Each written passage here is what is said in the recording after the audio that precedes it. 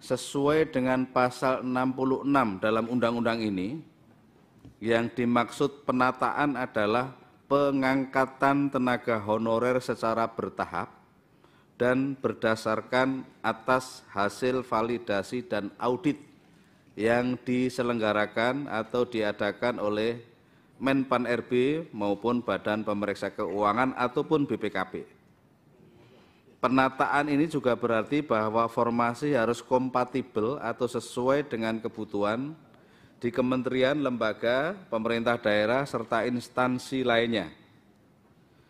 Pengangkatan honorer diprioritaskan mereka yang sudah mengabdi 20 tahun lebih, ada yang 15 tahun lebih, ada yang 10 tahun lebih.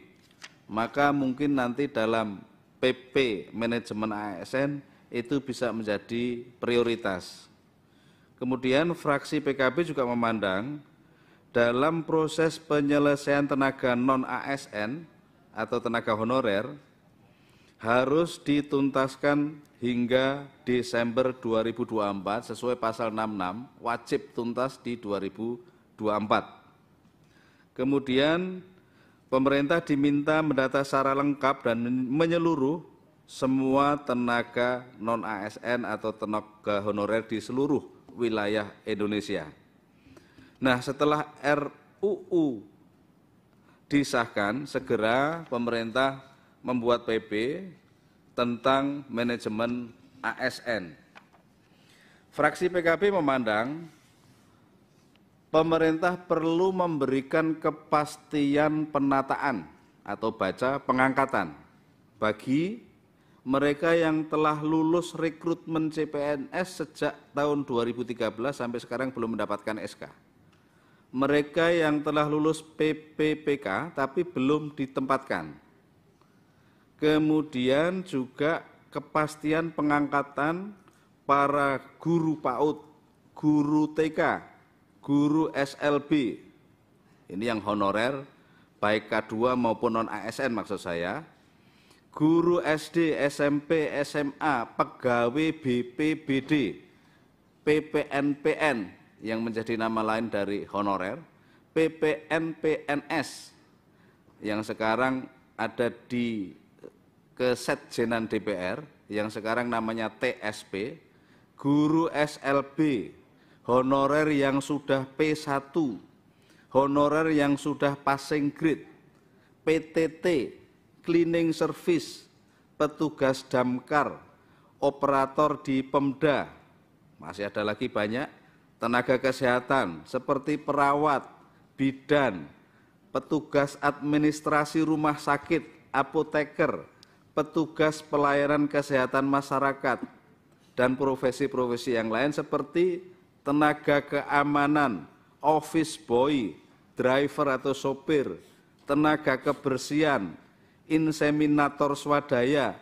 bahkan penjaga masjid yang ada di kantor-kantor pemerintahan, Satpol PP, penjaga sekolah, tukang kebun, penjaga malam.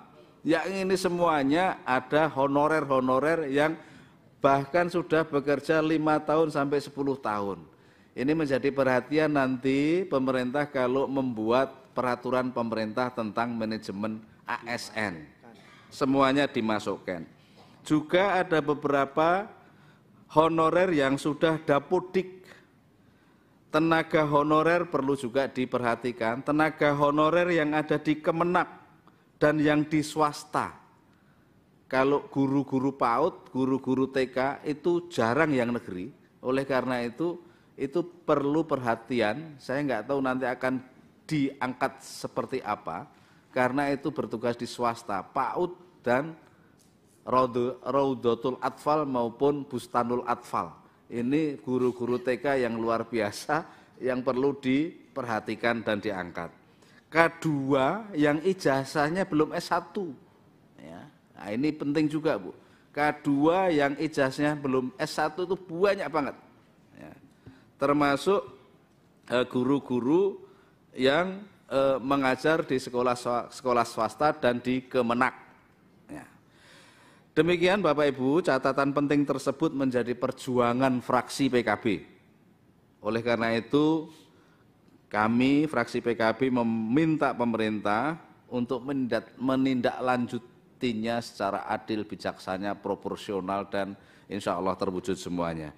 Demikian pandangan fraksi ini, dan dengan memohon ridha Allah Subhanahu wa Ta'ala dan ucapan Bismillahirrahmanirrahim, fraksi Partai Kebangkitan Bangsa DPR RI menyatakan persetujuannya terhadap rancangan undang-undang ini untuk bisa diproses pada tahap selanjutnya dan disahkan menjadi undang-undang sesuai dengan prosedur, mekanisme, dan ketentuan yang berlaku.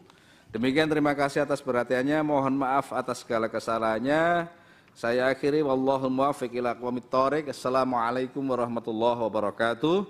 Pimpinan fraksi Partai Kebangkitan Bangsa, Cucun Ahmad Syamsurizal, Ketua, Dr. Andes Fathan, Sekretaris. Terima kasih.